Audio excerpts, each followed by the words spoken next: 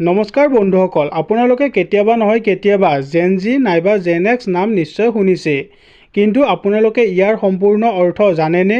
আহকচোন আজিৰ এই ভিডিঅ'টোত আমি ইয়াৰ বিষয়ে সবিশেষ জানো। যিসকল ব্যক্তিয়ে 1901 চনৰ পৰা 1927 চনৰ ভিতৰত জন্ম হৈছে তেওঁলোকক দ্য গ্ৰেটেষ্ট জেনেৰেশ্যন বুলি কোৱা হয়।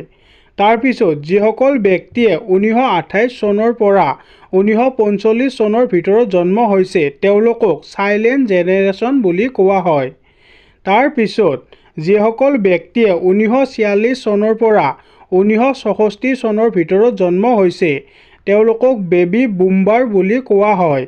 তাৰ পিছত যিসকল ব্যক্তিয়ে 1965 চনৰ পৰা 1980 চনৰ ভিতৰত জন্ম হৈছে তেওঁলোকক জেনেৰেশ্যন এক্স নাইবা জেন এক্স বুলি কোৱা হয়।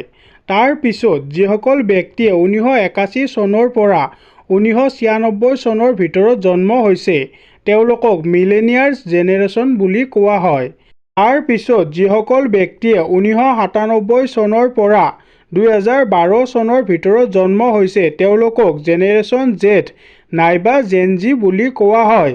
তাৰ পিছত যিসকল ব্যক্তিয়ে 2013 চনৰ পৰা 2024 চনৰ ভিতৰত জন্ম হৈছে তেওঁলোকক জেনেৰেশ্যন আলফা, আৰু যিসকল ব্যক্তিয়ে 2025 চনৰ পৰা 2039 চনৰ ভিতৰত জন্ম হ'ব তেওঁলোকক জেনেৰেশ্যন বিটা বুলি কোৱা হ'ব।